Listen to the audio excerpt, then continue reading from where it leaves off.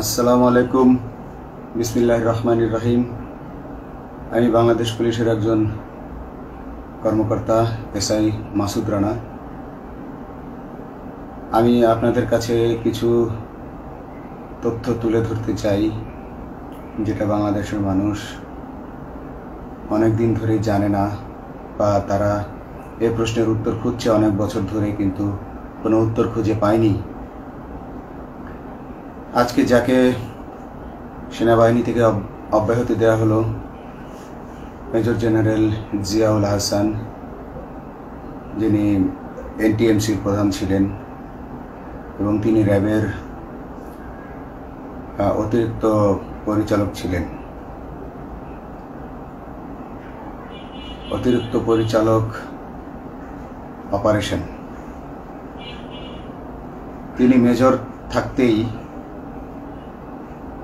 র্যাবে ছিলেন এবং বাংলাদেশে যত গুম খুন হয়েছে, বিএনপি সহ অন্যান্য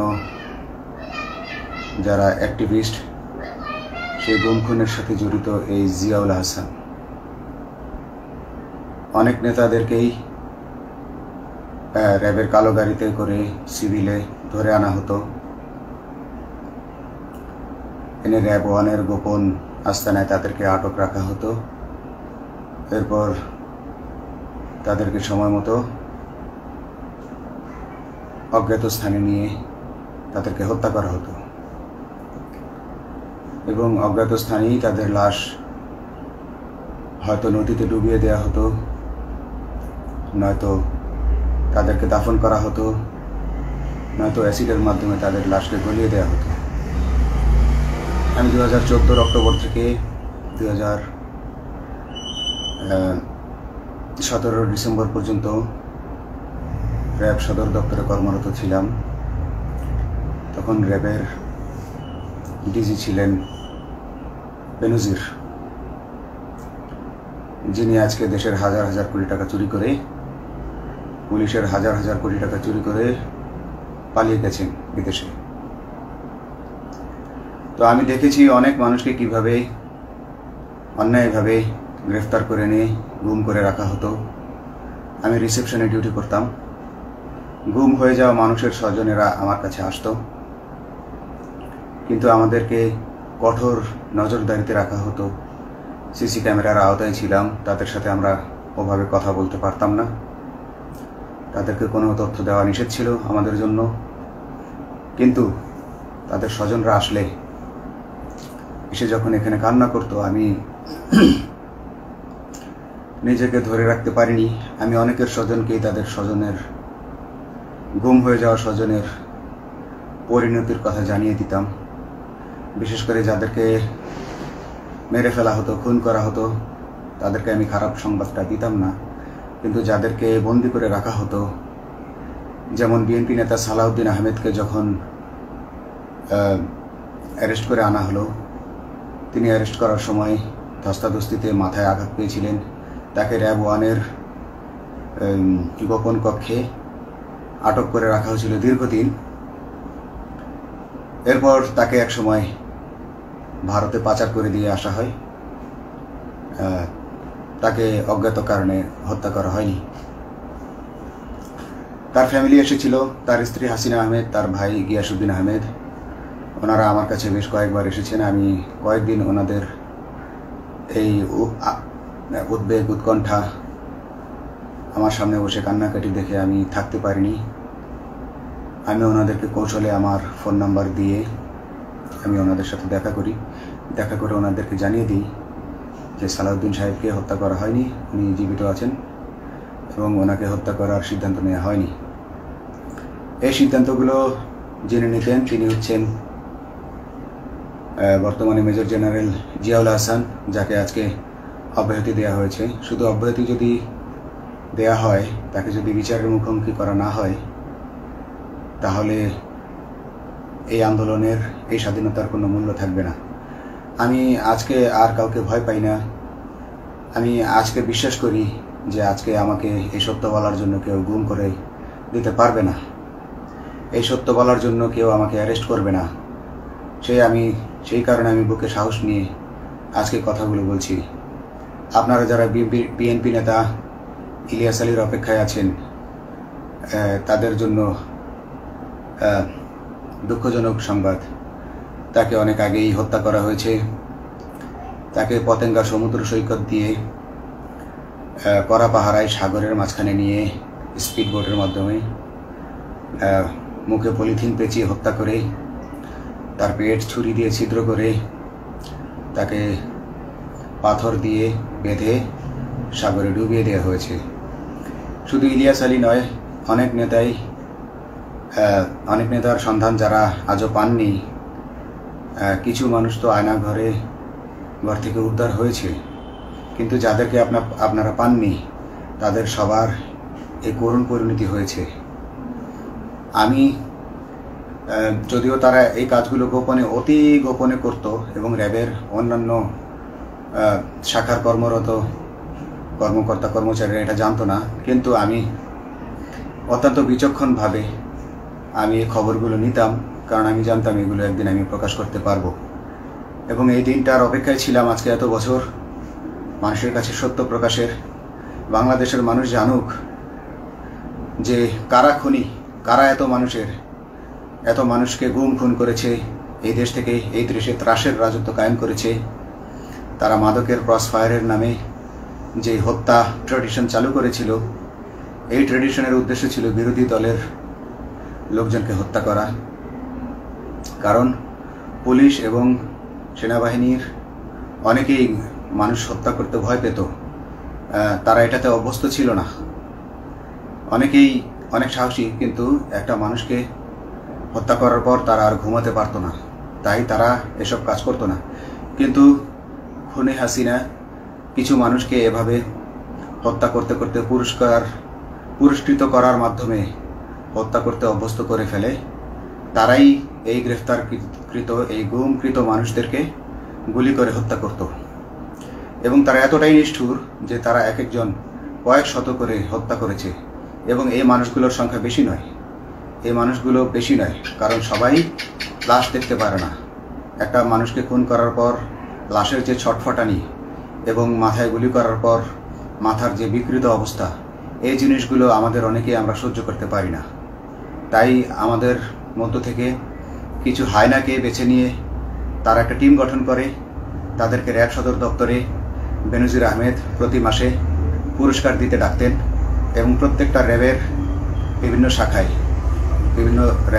শাখায় এরকম দু একজন রাক্ষস ছিল যারা মানুষকে শ্যুট করত, গুলি করত, হত্যা করত এবং গুম করত।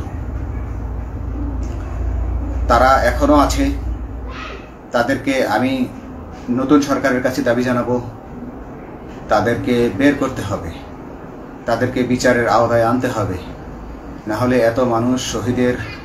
এত শহীদের বিনিময়ে যে ফ্যাসিবাদ থেকে, যে স্বৈর শাসন, যে খুনি হাসিনার হাত থেকে আমরা মুক্তি পেয়েছি, সে মুক্তির প্রকৃত মূল্য আমরা পাবো না, প্রকৃত স্বাদ আমরা পাবো না। এই খুনিদেরকে বের করতে হবে, এই খুনিদেরকে বের করে আইনের আওতায় আনতে হবে। বাংলাদেশ পুলিশ কখনোই গুলি করতে অভ্যস্ত ছিল না। আপনারা জানেন একসময় পুলিশ যে গুলি করতো না, এটা নিয়ে অনেক ব্যঙ্গচিত্র ছাপা হতো পত্রিকাগুলোতে, যে গুলি না করতে গুলি খেলনার বন্দুকে পরিণত হয়েছে। তো কিন্তু সেই নিরীহ পুলিশকে রক্তপিপাসু হিসেবে শেখ হাসিনা তৈরি করেছে। তবে সবাই নয়, কিছু কিছু মানুষ। আপনারা দেখেছেন এবং এই আন্দোলনের ভিডিও ফুটেজ দেখলেও দেখবেন যে কয়েক শত পুলিশের মধ্যে কেবলমাত্র কয়েকজনই জনতার দিকে গুলি ছুড়ছে। তো আপনারা ঢালাওভাবে পুলিশকে আপনাদের আক্রমণের নিশানা বানাবেন না। নতুন সরকার অবশ্যই এর বিচার করবে। আমি আশাবাদী নতুন সরকারের কাছে। তারা যদি আমার কাছে কোনো তথ্য চায়, আমি তথ্য দেব ইনশাল্লাহ। এবং এই খুনিদেরকে, এই রাক্ষসদেরকে বের করতে হবে। প্রতিটি গুমের, প্রতিটি হত্যার সুষ্ঠু তদন্ত করলে এগুলো বের হয়ে আসবে বলে আমি আশা করি। এবং আমি চাই এরা ধরা পড়ুক, এদের বিচার হোক, না হলে এরা যুগে যুগে এই রাক্ষস যুগে যুগে রয়ে যাবে, আমাদের মাঝেই তারা লুকিয়ে থাকবে এবং যুগে যুগেই তারা মানুষের রক্ত পান করেই যাবে। পুলিশ বাহিনী মানুষকে সেবা করবে, এটাই হওয়া উচিত পুলিশের ধর্ম। পুলিশের ধর্ম হবে মানুষ পুলিশের জন্য, পুলিশ মানুষের জন্য। উন্নত রাষ্ট্রের পুলিশ মানুষ যেভাবে পুলিশকে ডাকলেই পুলিশ 5 মিনিটের মধ্যে ছুটে যায়, তাকে সাহায্য করে। আমরা বিভিন্ন ভিডিওতে দেখি যে পুলিশ হাঁসের বাচ্চাকে রাস্তা পার করে দিচ্ছে, একজন অন্ধ মানুষকে রাস্তা পার করে দিচ্ছে। বাংলাদেশের পুলিশ এমনটাই করতে চায়, আমরা এমনটাই করতে চাই, কিন্তু সেই পরিস্থিতিতে আমাদেরকে রাখা হয়নি। আমাদেরকে রাখা হয়েছে দৌড়ের উপর, আমাদেরকে রাখা হয়েছে বিভিন্ন অন্যায় কাজের উপর, বিভিন্ন অন্যায় আদেশের উপর। কেউ যারা মেনেছে তারা ভালো ভালো জায়গায় পোস্টিং নিয়ে থেকেছে, যারা মানেনি তাদেরকে খারাপ জায়গায় পোস্টিং দেওয়া হয়েছে, কারো চাকরি হয়ে হারিয়েছে, কাউকে সাসপেন্ড করে রাখা হয়েছে। আমি নিজেও একজন এইসব এমন বৈষম্যের শিকার, অন্যায় মিথ্যা মামলার শিকার হয়ে আমি নিজেও বর্তমানে সাসপেনশন অবস্থায় আছি এবং এই সাসপেনশন অবস্থায় থেকে আমি আল্লাহর কাছে শুকরিয়া জানাই, কারণ এই সাসপেনশন থাকার কারণে আমি ছাত্র জনতার আন্দোলনের সাথে সংযুক্ত হতে পেরেছি। আমি সবসময় আল্লাহর কাছে দোয়া করেছি যে আল্লাহ তুমি আমাকে মুজাহিদ হিসেবে কবুল করো, আমাকে জিহাদ করার তৌফিক দান করো এবং আমাকে শহীদী মৃত্যু দান করো। এবং আল্লাহ আমার দোয়া কবুল করেছেন। আমি ছাত্র জনতার সাথে এই জিহাদে অংশগ্রহণ করেছি, ছাত্র জনতা সফল হয়েছে। আমি গর্বিত আমি এই আন্দোলনে একজন পুলিশ অফিসার হয়েও আমি অংশগ্রহণ করতে পেরেছি। তো যাই হোক, আমি চাইব যে বাংলাদেশ পুলিশের, র্যাবের যে সকল কর্মকর্তা অগণিত মানুষের গুম খুনের সাথে জড়িত ছিল তাদেরকে ধরা হোক, তাদেরকে আইনের আওতায় আনা হোক। আমাদের মতো অনেক অফিসার আছি যারা এসব কুকর্মের সাক্ষী, আমরা সাক্ষ্য দেব। আমরা এখন আর ভয় পাই না। আমরা আসলে যে ভয় পেয়েছি তা নয়, আমাদের বাহিনীতে টিকে থাকাটা জরুরি ছিল। জনগণের স্বার্থেই আমাদের বাহিনীতে থাকা জরুরি ছিল, কারণ আমরা যদি বাহিনী থেকে আউট হয়ে যেতাম তাহলে এসব তথ্য আমরা জানতে পারতাম না এবং জনতার কাছে পৌঁছাতে পারতাম না। জনতার কথা বলতে হলে, জনতার সাথে থাকতে হলে আমি পজিশনেও থাকতে হবে। এই জন্য অনেক কিছুই প্রকাশ করিনি, কারণ আপনারা ভালো মতোই জানেন যে অনেক সেনাবাহিনীর মেজরকেও গুম করে দেওয়া হয়েছে যারা মুখ খুলেছে। আমি তো একজন সামান্য সাব ইন্সপেক্টর, আমাকে গুম করে দেওয়া তাদের 1 সেকেন্ডের ব্যাপার ছিল। তো আমি এখন বিশ্বাস করি যে এখন সেই দিন, সেই কালো মেঘ সরে গেছে আকাশ থেকে, আকাশ মুক্ত হয়েছে, এই দেশ জালিমের শাসন থেকে মুক্ত হয়েছে। আল্লাহ তাআলা আমাদের উপর রহমত বর্ষণ করেছে। অগণিত মুসলিমের দোয়া আল্লাহ তাআলা কবুল করেছেন, অগণিত 18 কোটি মানুষের দোয়া আল্লাহ কবুল করেছেন। নইলে এইভাবে হঠাৎ করে 15 দিনের মধ্যে 15 বছর ধরে গড়ে ওঠা রাক্ষসের পতন ঘটা আল্লাহর রহমত ছাড়া, আল্লাহর রহমত ছাড়া এটা কখনোই সম্ভব হতো না। আমি আল্লাহর উপর ভরসা রেখে বলছি, আপনারা নতুন প্রশাসনকে ঢেলে সাজান, পুলিশ বাহিনীকে ঢেলে সাজান। এই সিস্টেমের মধ্যেই, পুলিশের এই সিস্টেমের মধ্যেই গণ্ডগোল আছে, নিয়োগের মধ্যে গণ্ডগোল আছে। আপনারা এই সিস্টেমগুলো পরিবর্তন করুন, আপনারা এই সিস্টেম পরিবর্তনে সাহায্য করুন এবং পুলিশ ডিপার্টমেন্টে যত ডিপার্টমেন্টাল পরীক্ষা আছে এগুলো তুলে দেন। এই ডিপার্টমেন্টাল পরীক্ষাগুলোর মাধ্যমে আমাদের ঊর্ধ্বতনরা আমাদের গলা সবসময় চিপে ধরে রাখে, ঠিক আছে? সেজন্য আমরা তাদের কাছে সবসময় আটকা থাকি। এজন্য আমরা অনেক কিছু বলতে পারি না, অন্যায়ের প্রতিবাদ করতে পারি না। তো এই সিস্টেম পরিবর্তন জরুরি। ডিপার্টমেন্টে কোনো পরীক্ষা থাকা যাবে না। কনস্টেবল হতে যারা একটা নির্দিষ্ট সময় পর তার বিভিন্ন কোর্স করানোর মাধ্যমে তার প্রমোশন হতে হবে। সাব ইন্সপেক্টরে ভর্তি হয়ে 5 বছর পর ইন্সপেক্টর হিসেবে পদোন্নতি পাবে, তার 5 বছর পর সহকারী পুলিশ সুপার হিসেবে পদোন্নতি পাবে। এভাবে আইন পরিবর্তন করতে হবে। তাদেরকে দক্ষ করে গড়ে তোলার জন্য বিশেষ কোর্সের আয়োজন করতে হবে এবং সৎভাবে বাঁচার জন্য সঠিক বেতন কাঠামো এবং ভালো কাজের জন্য পুরস্কার এর ব্যবস্থা করতে হবে। বিভিন্ন যে চোরাই মাল মাদক উদ্ধারের জন্য সেক্ষেত্রেও বিশেষ পুরস্কারের ব্যবস্থা থাকতে হবে এবং বাসস্থান এবং যানবাহন, পুলিশের যেই ব্যয়টা হয় সেটা হচ্ছে বাসস্থান এবং যানবাহন। পুলিশ আমরা নিজের বেতনের টাকা দিয়ে মোটরসাইকেল কিনে চাকরি করতে হয়, এই বিষয়টা যেন না করতে হয় এবং সরকারি বাসস্থান যদি আমাদেরকে দেয়া হয় তবে আমরা বেতনের টাকা দিয়ে আমরা মানুষকে সেবা দিতে পারবো, সৎভাবে চলতে পারবো এবং দেশের মানুষকে সন্তুষ্ট করতে পারবো ইনশাআল্লাহ। তো আমি আপনাদেরকে প্রথমে যেই তথ্যগুলো দিয়েছি গুম খুনের বিষয়ে, আপনারা এই তথ্যগুলো অনুসন্ধান করুন, অনুসন্ধানে টিম গঠন করুন। প্রত্যেকটা গুম খুনের বিচার হতে হবে এই দেশে।